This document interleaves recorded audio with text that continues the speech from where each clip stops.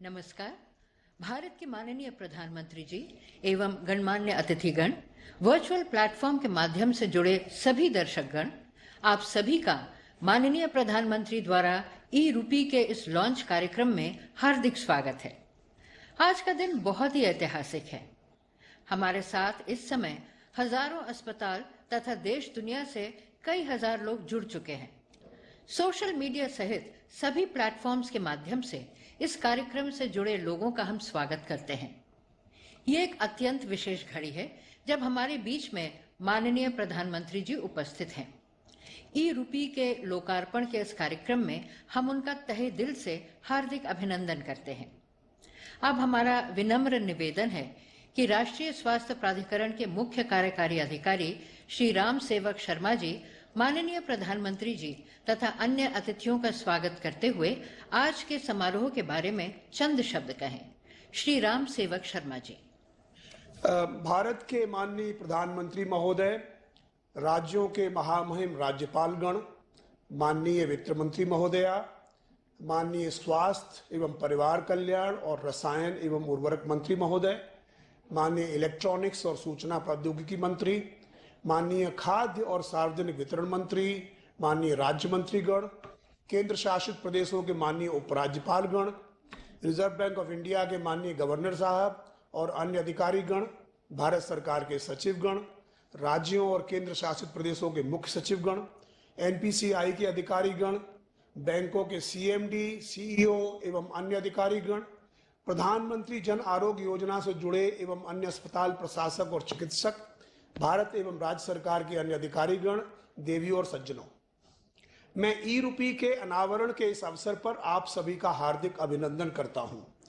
मैं हमारे माननीय प्रधानमंत्री जी का तहे दिल से स्वागत करता हूं, जो इस पहल के पीछे की प्रेरणा रहे हैं और जिन्होंने ई रूपी को लॉन्च करने के लिए कृपापूर्वक अपनी सहमति व्यक्त की है। ये हम सबके लिए सौभाग्य की बात है। ये ऐतिहासिक माइलस्टोन अगस्त 2014 में शुरू हुई डिजिटल इंडिया यात्रा का एक महत्वपूर्ण पड़ाव है। उस समय हमारे प्रधानमंत्री के गतिशील नेतृत्व में केंद्रीय मंत्रिमंडल ने डिजिटल इंडिया को मंजूरी दी थी।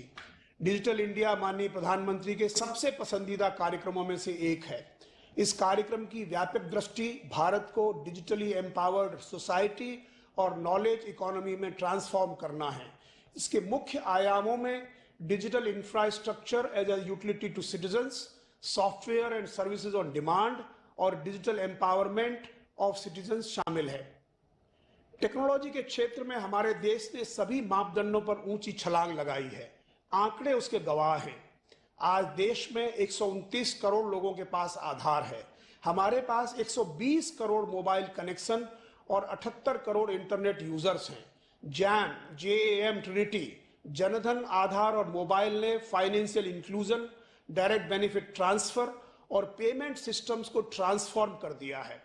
आज हमारे देश में 80% से अधिक वयस्कों के पास बैंक खाते हैं, जबकि यही आंकड़ा 2014 में मात्र 53% था। हमने जनधन के तहत 42 करोड़ अकाउंट्स खोले हैं। यह एक ऐसा आंकड़ा है जिसकी बराबरी कई विकसित देश भी नहीं कर पाते। हम एलपीजी सब्सिडी से लेकर करोड़ों किसानों को हजारों करोड़ रुपए डायरेक्ट बेनिफिट ट्रांसफर के माध्यम से ट्रांसफर करते हैं। अब तक कुल 17 लाख करोड़ रुपए की राशि डीबीटी के माध्यम से हस्तांतरित हुई है। इस कठिन समय में डीबीटी हमारे देश के लिए वरदान रहा है। United payment system, unified payment system में वास्तव में डिजिटल भुगतान के क्षेत्र में क्रांतिकारी बदलाव किया है। यूपीआई भीम को हमारे माननीय प्रधानमंत्री जी द्वारा दिसंबर 2016 में लॉन्च किया गया था। अपने अस्तित्व के केवल 4.5 वर्षों से भी कम समय में इसने उन सभी डेबिट और क्रेडिट कार्डों को पीछे छोड़ दिया है जो पिछले 40 वर्षों से अस्तित्व में थे। हम यूपीआई पर हर महीने लगभग 300 करोड़ ट्रांजैक्शन कर रहे हैं, जिनका औसत अमाउंट 6 लाख करोड़ रुपए के आसपास है। ये मुफ्त, इंस्टेंटेनियस, इंटरऑपरेबल, रोबस्ट और रिलायबल है। हमारे देश में किसी भी डिजिटल प्लेटफॉर्म के लिए 3 सी जरूरी है। पहला सी कॉस्ट, लागत, ये कम होनी चाहिए, मुफ्त हो तो और भी अच्छा। कन्वीनियंस, सुविधा और कॉन्फिडेंस, विश्वास। यूपीआई इन तीनों पैमानों पर खरा उतरता है। आज भारत में मनी ट्रांसफर एक फोन कॉल करने जितना आसान हो गया है। हमने अपने जन सामान्य की जरूरतों को ध्यान में रखते हुए कई डिजिटल प्रोडक्ट्स और सर्विसेज विकसित किए हैं, जिनमें मुख्य हैं ऑथेंटिकेशन, इलेक्ट्रॉनिक केवाईसी, ई साइन, डिजिटल लॉकर और डिजिटल कंसेंट। ये सभी मेड इन इंडिया प्रोडक्ट्स हैं। इनका उपयोग भी व्यापक रूप से हो रहा है। अब तक 5,600 करोड़ बार आधार का ऑथेंटिकेशन हो चुका है और इसका इस्तेमाल लोग राशन लेने में कर रहे हैं। आज हमारे पास डिजिटल लॉकर पर 430 करोड़ दस्तावेज हैं, जिनमें विभिन्न संस्थानों की डिग्रियां, आधार कार्ड, ड्राइविंग लाइसेंस और पासपोर्ट शामिल हैं। हाल ही में भारत के डिजिटल प्रोडक्ट्स की सूची में टीकाकरण का प्लेटफॉर्म कोविन भी जुड़ गया है। इसे भारत ने बनाया है और सिर्फ 6 महीनों में 45 करोड़ से अधिक लोगों ने इसे इस्तेमाल किया है। हमारे टीकाकरण अभियान, जो विश्व का सबसे बड़ा अभियान है, को जन केंद्रित, पारदर्शी और व्यवस्थित तरीके से संचालित करने में कोविन ने महत्वपूर्ण भूमिका निभाई है। दुनिया में कोई भी प्लेटफॉर्म, चाहे वो सरकारी हो या निजी, इतनी तेजी से इतना बड़ा नहीं हुआ। हमारे माननीय प्रधानमंत्री जी की इच्छा के अनुसार ये प्लेटफॉर्म अब दुनिया के कई देशों को ओपन सोर्स गिफ्ट के रूप में प्रदान किया जा रहा है। दिलचस्प बात यह है कि इनमें से प्रत्येक पहल को पिछले 7 वर्षों में हमारे माननीय प्रधानमंत्री जी ने व्यक्तिगत रूप से मार्गदर्शित किया है। भारत की डिजिटल उड़ान आज सभी के सामने है। प्रधानमंत्री जी का पेपरलेस, प्रेजेंसलेस और कैशलेस गवर्नेंस का विजन आज हकीकत बनता जा रहा है। Minimum government and maximum governance के प्रधानमंत्री जी के निर्देश को प्राप्त करने के लिए टेक्नोलॉजी का भरपूर लाभ हम लोग उठा रहे हैं। ई रूपी का लॉन्च आज उतना ही महत्वपूर्ण है जितना कि 5 साल पहले भीम यूपीआई का लॉन्च था। ये एक पर्सन स्पेसिफिक और पर्पज स्पेसिफिक इंस्ट्रूमेंट है जो यूपीआई के आर्किटेक्चर पर आधारित है। कई बार सरकार किसी उद्देश्य के लिए लाभ हस्तांतरित करती है, लेकिन इस बात पर कोई नियंत्रण नहीं होता कि राशि का उपयोग व्यक्ति द्वारा उसी काम के लिए किया जा रहा है जिसके लिए इसे ट्रांसफर किया गया था। ई रूपी ये सुनिश्चित कर सकेगा। ये रियल टाइम और पेपरलेस है। इसके उपयोग का फलक बहुत ही व्यापक है। अनगिनत क्षेत्रों में इसका उपयोग संभावित है। अभी हम कुछ उपयोगों के बारे में ही सोच सकते हैं। स्वास्थ्य, पोषण, शिक्षा और कृषि कुछ ऐसे क्षेत्र हैं जो ई रूपी से लाभान्वित हो सकते हैं। इसका उपयोग राष्ट्रीय डिजिटल स्वास्थ्य मिशन, जो नेशनल डिजिटल हेल्थ मिशन है, उसमें भी किया जाएगा। मैं इसकी अनुमति देने के लिए आरबीआई के गवर्नर श्रीमान शक्तिकांत दास जी और समयबद्ध तरीके से इसके कार्यान्वयन में नेतृत्व प्रदान करने के लिए श्री देवाशीष पंडा जी, सचिव वित्तीय सेवा विभाग को धन्यवाद देना चाहता हूं। इस अवसर पर मैं एनपीसीआई टीम और श्री दिलीप आसमे के प्रति धन्यवाद और आभार व्यक्त करना चाहता हूं, जिन्होंने कुछ ही समय में रिकॉर्ड में इसे तैयार किया है। इसके अलावा सभी बैंकों और अन्य संस्थानों को धन्यवाद जो इशूअर्स और एक्वायरर के इकोसिस्टम में शामिल हो गए हैं। उन्होंने इतने कम समय में अपना सिस्टम बनाया और परखा है। हम स्वास्थ्य मंत्रालय में इस प्रणाली के पहले उपयोगकर्ता होने के लिए सौभाग्यशाली हैं। माननीय स्वास्थ्य और परिवार कल्याण मंत्री श्रीमान मनसुख मांडविया जी और स्वास्थ्य सचिव श्री राजेश भूषण जी ने भी इस यात्रा का मार्गदर्शन किया है। उनके प्रति हमारा विशेष आभार। एक बार फिर मैं भारत के माननीय प्रधानमंत्री, महामहिम राज्यपालों, माननीय मंत्रियों और इस अवसर पर उपस्थित सभी बहनों और भाइयों का स्वागत और अभिनंदन करता हूं। जय हिंद। धन्यवाद श्री आर एस शर्मा जी, हमारे गणमान्य अतिथियों का स्वागत करने के लिए और हमें ई रूपी के बारे में अवगत कराने के लिए। और अंततः वो क्षण आ ही गया है जिसका हम सबको बेसब्री से इंतजार था। माननीय प्रधानमंत्री श्री नरेंद्र मोदी जी अपने कर कमलों से अब ई रूपी लॉन्च वीडियो का अनावरण कर ई रूपी को राष्ट्र को समर्पित करेंगे। भारत के यशस्वी प्रधानमंत्री श्री नरेंद्र मोदी जी के नेतृत्व में आज विकासोन्मुखी और कल्याणकारी योजनाओं का सीधा और पूरा लाभ लोगों तक पहुंच रहा है। प्रधानमंत्री जी के संकल्प और विकास मंत्र सबका साथ, सबका विकास, सबका विश्वास की एक मजबूत ताकत है डिजिटल इंडिया। डिजिटल इंडिया के समाधान और नवाचार लोगों की जिंदगी को बेहतर बनाने में लगातार योगदान दे रहे हैं। ऐसे कई प्लेटफॉर्म्स आज भारत को डिजिटली सक्षम समाज के रूप में स्थापित करने में महत्वपूर्ण भूमिका निभा रहे हैं।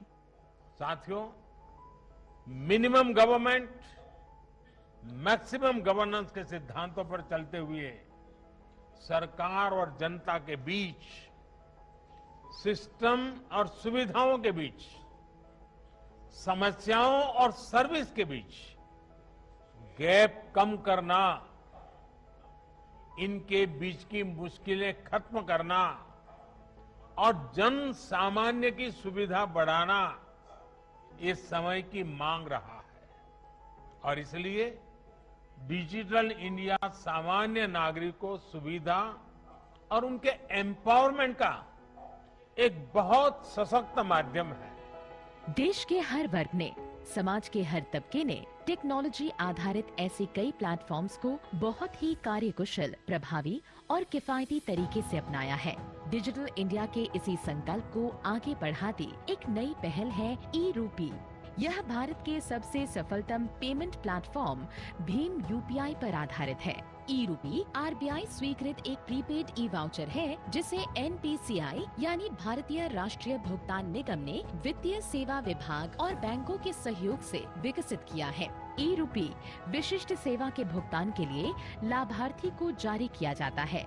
यह एक क्यूआर कोड या एसएमएस स्ट्रिंग आधारित ई वाउचर है जिसे लाभार्थी के मोबाइल पर भेजा जाता है। इस कोड के माध्यम से सेवा प्रदाता के अकाउंट में डायरेक्ट फंड ट्रांसफर किया जाता है। सरकारी संस्थाएं, कॉरपोरेट या कोई भी सेवा प्रायोजक अपने पार्टनर बैंक की मदद से ई-रूपी वाउचर जनरेट कर सकते हैं। सेवा प्रदाता केंद्र पर लाभार्थी ई-रूपी के माध्यम से भुगतान कर सकते हैं। सेवा प्रदाता केंद्र वाउचर के रूप में मिले क्यूआर कोड या एसएमएस को स्कैन करेंगे। लाभार्थी के वेरिफिकेशन के लिए एक कोड लाभार्थी के मोबाइल नंबर पर भेजा जाएगा। वेरिफिकेशन हो जाने पर तुरंत भुगतान होने की पुष्टि हो सकेगी। यह वाउचर कैशलेस और कॉन्टैक्टलेस है। इसका उपयोग सिर्फ एक बार ही किया जा सकता है। यह पूरी तरह से सुरक्षित और विश्वसनीय है। लाभार्थियों की निजी जानकारी पूरी तरह से गोपनीय होती है। ई-रूपी सुनिश्चित करता है सेवाओं की टारगेटेड और लीक प्रूफ डिलीवरी, वितरण प्रणाली के सरलीकरण के साथ साथ न्यूनतम प्रशासनिक लागत।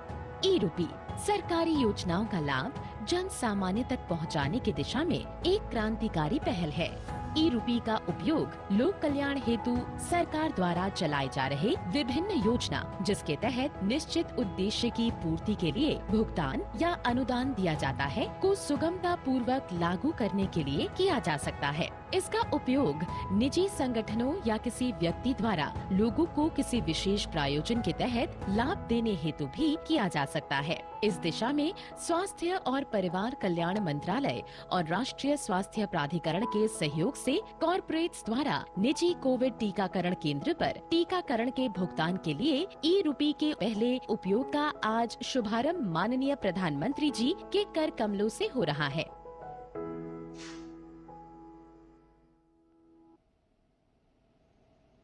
सचमुच ई-रूपी डिजिटल भारत की ओर एक बहुत ही मजबूत कदम है।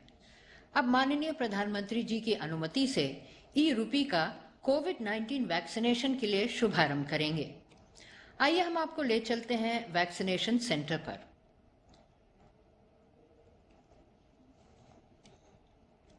हम जुड़े हैं मुंबई के एक प्राइवेट वैक्सीनेशन सेंटर से, जहां लाभार्थी आज पहली बार इस ई-रूपी वाउचर से कोविड-19 वैक्सीन के लिए भुगतान करेंगे। हमारी पहली लाभार्थी अब वैक्सीनेशन काउंटर पर पहुंच गई हैं और वो हॉस्पिटल के कर्मचारी को अपने मोबाइल में मिले ई-रूपी वाउचर को दिखा रही हैं। अब हम देख रहे हैं कि हॉस्पिटल के कर्मचारी क्यूआर कोड के रूप में मिले ई-रूपी वाउचर को स्कैन कर रहे हैं। स्कैन करते ही लाभार्थी के पास एक वेरिफिकेशन कोड आ जाता है।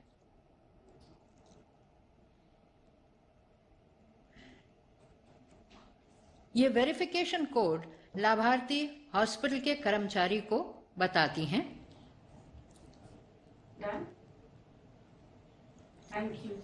वेरिफिकेशन कोड एंटर करते ही ई-रूपी वाउचर रिडीम हो गया है और इस तरह उसके वैक्सीन का भुगतान ई-रूपी के माध्यम से सफल हो जाता है। अब लाभार्थी कोविड-19 वैक्सीन लगवाने जा रही हैं। जैसा कि हम सबने देखा, ई रूपी के माध्यम से वैक्सीन का भुगतान मात्र कुछ ही मिनट में बिल्कुल कैशलेस, कॉन्टैक्टलेस और सुगमता पूर्वक हुआ।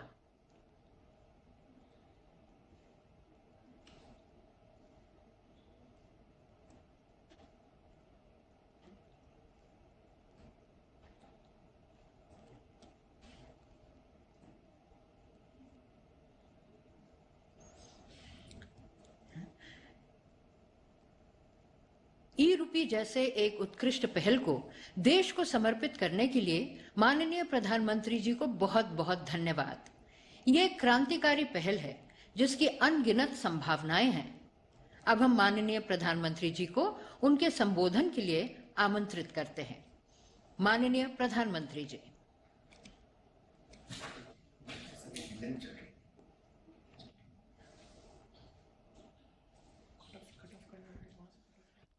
नमस्कार। इस महत्वपूर्ण कार्यक्रम में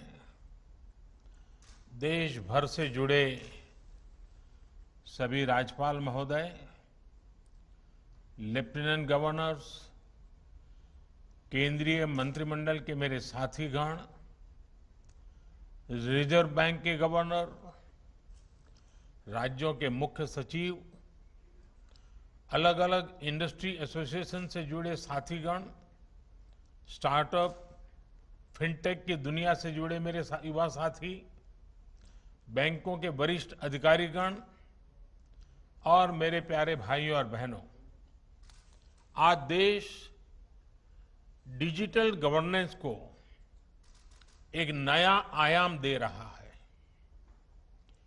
ई रूपी वाउचर देश में डिजिटल ट्रांजैक्शन को, डीबीटी को और प्रभावी बनाने में बहुत बड़ी भूमिका निभाने वाला है।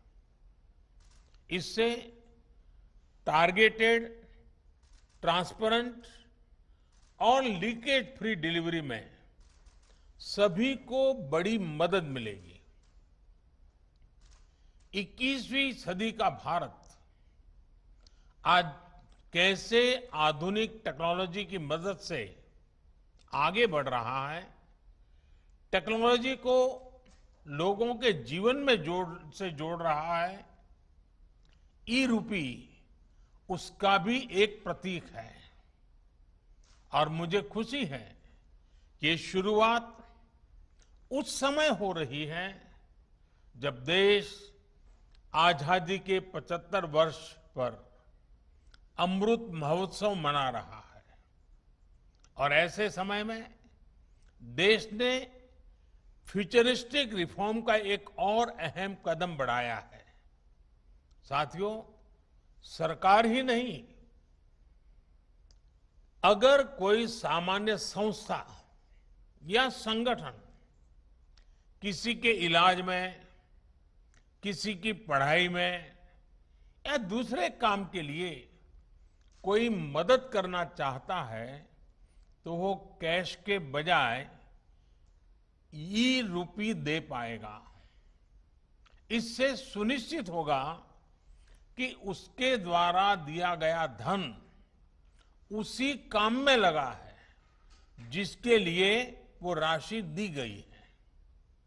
अभी शुरुआती चरण में ये योजना देश के हेल्थ सेक्टर से जुड़े बेनिफिट्स पर लागू की जा रही है। मान लीजिए कोई ऑर्गेनाइजेशन सेवा भाव से भारत सरकार के द्वारा जो मुफ्त वैक्सीन दी जा रही है उसका लाभ लेना नहीं चाहता है, लेकिन जो प्राइवेट अस्पतालों में जहां कुछ कीमत देकर के वैक्सीन चल रही है उसमें भेजना चाहता है। अगर वो 100 गरीबों को वैक्सीन लगवाने की उसकी इच्छा है तो वो उन 100 गरीबों को ई रूपी वाउचर दे सकता है। ई रूपी वाउचर ये सुनिश्चित करेगा कि उसका इस्तेमाल वैक्सीन लगवाने में ही हो, किसी और काम में नहीं। समय के साथ इसमें और भी चीजें जुड़ती चली जाएगी। जैसे कोई किसी के इलाज पर खर्च करना चाहता है, कोई टीबी के मरीज को सही दवाओं और भोजन के लिए आर्थिक मदद देना चाहता है, या फिर बच्चों को, गर्भवती महिलाओं को भोजन और पर्यावरण से जुड़ी दूसरी सुविधाएं पहुंचाना चाहता है, तो ई रूपी उनके लिए बहुत मददगार साबित होगा। यानी ई रूपी एक तरह से पर्सन के साथ साथ पर्पज स्पेसिफिक भी है। जिस मकसद से कोई मदद या कोई बेनिफिट दिया जा रहा है, वो उसी के लिए प्रयोग होगा। ये ई रूपी सुनिश्चित करने वाला है। कोई अब अगर चाहेगा कि वो वृद्धाश्रम में 20 नए बेड लगवाना चाहता है, तो ई रूपी वाउचर उसकी मदद करेगा। कोई किसी क्षेत्र में 50 गरीबों के लिए भोजन की व्यवस्था करना चाहता है, तो ई रूपी वाउचर उसकी मदद करेगा। अगर कोई गौशाला में चारे की व्यवस्था करना चाहता है, तो ई रूपी वाउचर उसकी भी मदद करेगा। इसे अगर राष्ट्रीय परिप्रेक्ष्य में देखें, तो अगर सरकार द्वारा किताबों के लिए पैसा भेजा गया है, तो ई रूपी ये सुनिश्चित करेगा कि किताबें ही खरीदी जाएं। अगर यूनिफॉर्म के लिए पैसा भेजा है, तो उससे यूनिफॉर्म ही खरीदी जाए। अगर सब्सिडाइज खाद के लिए मदद की है, तो वो खाद खरीदने के लिए ही काम आए। गर्भवती महिलाओं के लिए दिए गए कैश से सिर्फ पोषक आहार ही खरीदा जा सके, यानी पैसा देने के बाद हम उसका जो इस्तेमाल चाहते हैं, ई रूपी वाउचर उसे सिद्ध करेगा। साथियों, पहले हमारे देश में कुछ लोग चाहते थे कि टेक्नोलॉजी, और वो कहते भी थे कि टेक्नोलॉजी तो केवल अमीरों की चीज है, भारत तो गरीब देश है, इसलिए भारत के लिए टेक्नोलॉजी का क्या काम। जब हमारी सरकार टेक्नोलॉजी को मिशन बनाने की बात करती थी, तो बहुत से राजनेता, कुछ खास किस्म के एक्सपर्ट्स उस पर सवाल खड़ा करते थे। लेकिन आज देश ने उन लोगों की सोच को नकारा भी है और गलत भी साबित किया है। आज देश की सोच अलग है, नई है। आज हम टेक्नोलॉजी को गरीबों की मदद के, उनकी प्रगति के एक टूल के रूप में देख रहे हैं।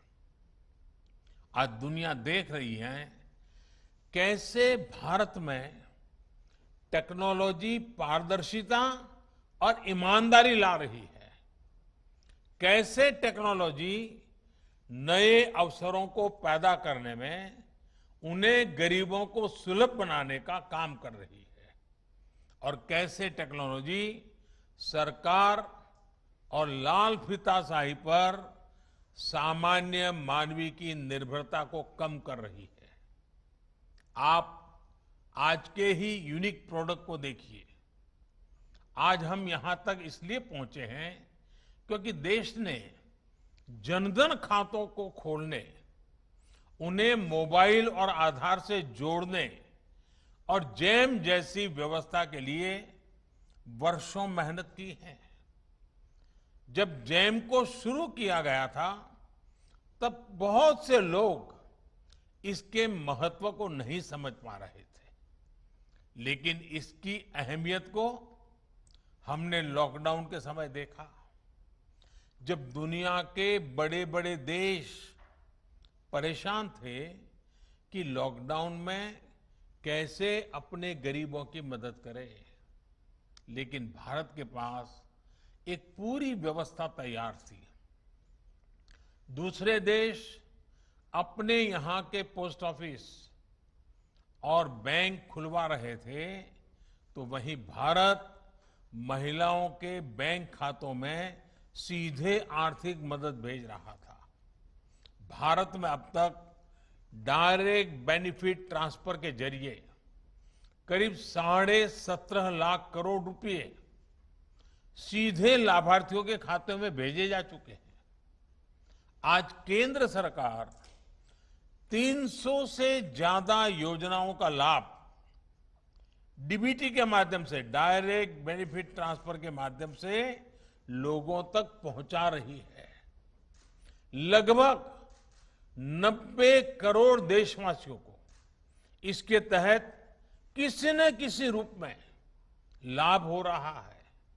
राशन हो, एलपीजी गैस हो, इलाज हो, स्कॉलरशिप हो, पेंशन हो, मजदूरी हो, घर बनाने के लिए मदद हो, ऐसे अनेक लाभ डीबीटी से मिल रहे हैं। पीएम किसान सम्मान निधि के तहत 1,35,000 करोड़ रुपए सीधे किसानों के बैंक अकाउंट में पहुंचाए गए हैं। इस बार तो किसानों से जो गेहूं की सरकारी खरीद हुई है उसका लगभग 85,000 करोड़ रुपए सीधा किसानों के बैंक खाते में ही ट्रांसफर किया गया है। इन सारे प्रयोगों का बहुत बड़ा लाभ ये हुआ है कि देश के करीब करीब 1.25 लाख करोड़ रुपए से अधिक गलत हाथों में जाने से बचे हैं। साथियों, भारत आज दुनिया को दिखा रहा है कि टेक्नोलॉजी को एडप्ट करने में, उससे जुड़ने में वो किसी से भी पीछे नहीं है।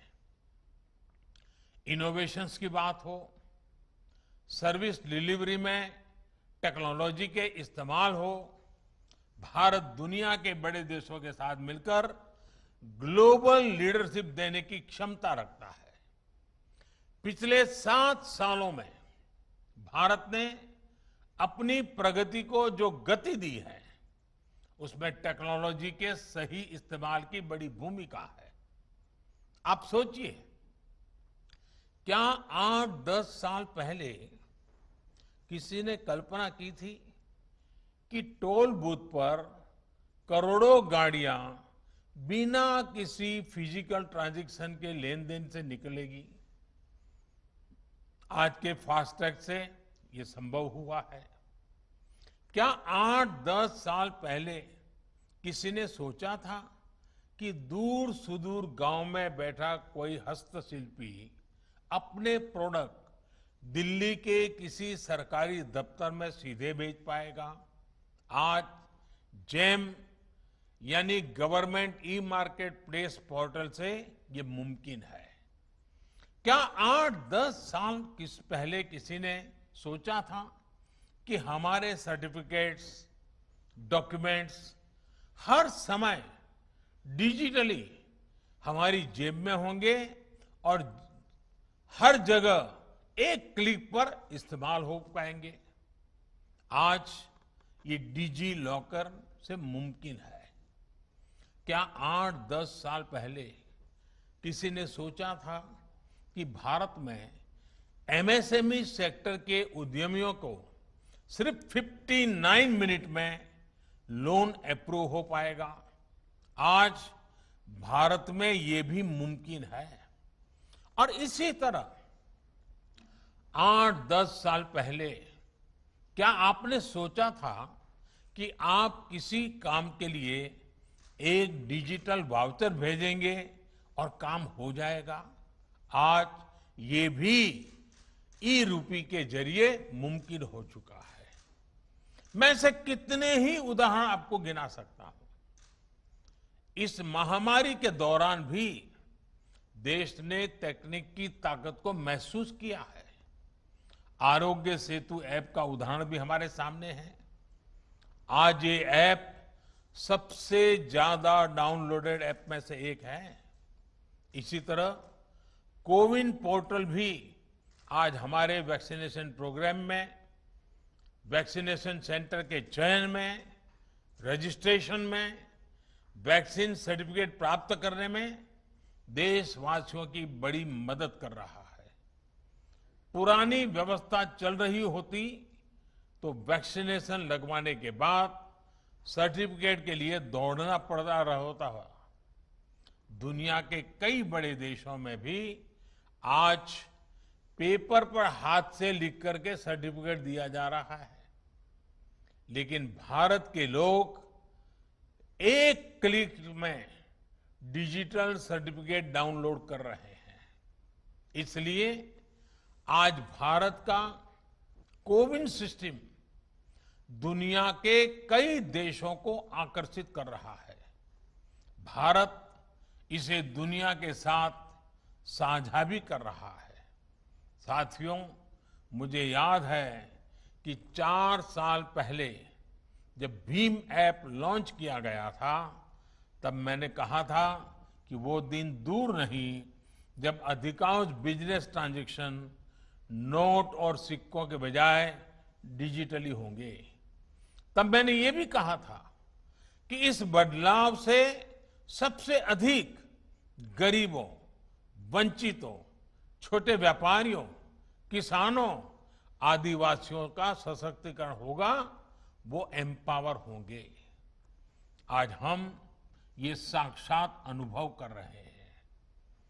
हर महीने यूपीआई ट्रांजैक्शन के नए रिकॉर्ड बन रहे हैं। जुलाई महीने में 300 करोड़ से अधिक ट्रांजैक्शन यूपीआई से हुए हैं, जिसमें 6 लाख करोड़ रुपए का लेन देन हुआ है।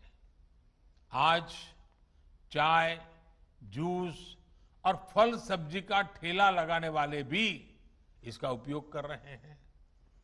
वहीं भारत का रुपे कार्ड भी देश का गौरव बढ़ा रहा है। सिंगापुर, भूटान में भी इसे लॉन्च किया जा चुका है। आज देश में 66 करोड़ रुपए कार्ड हैं और देश में हजारों करोड़ रुपए का ट्रांजैक्शन रुपे कार्ड से भी हो रहा है। इस कार्ड ने गरीब को भी सशक्त किया है। उसे इस भावना से भरा है कि वो भी अपने पास डेबिट कार्ड रख सकता है, उसका इस्तेमाल कर सकता है। साथियों, टेक्नोलॉजी कैसे गरीबों को सशक्त करती है, इसका एक और उदाहरण है पीएम स्वनिधि योजना।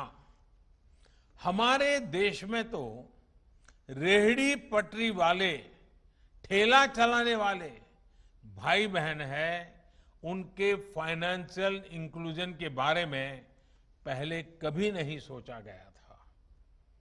अपना काम आगे बढ़ाने के लिए उन्हें बैंक से मदद मिलना असंभव था। जब डिजिटल ट्रांजैक्शन की कोई हिस्ट्री ही ना हो, कोई डॉक्यूमेंट ना हो, तो बैंक से लोन लेने के लिए हमारे रेहड़ी पटरी वाले साथी पहला कदम भी नहीं बढ़ा पाते थे। इसी को समझते हुए हमारी सरकार ने पीएम स्वनिधि योजना की शुरुआत की। आज देश के छोटे बड़े शहरों में 23 लाख से अधिक रेहड़ी पटरी और ठेले वालों को इस योजना के तहत मदद दी गई है। इसी कोरोना काल में करीब करीब 2300 करोड़ रुपए उन्हें दिए गए हैं।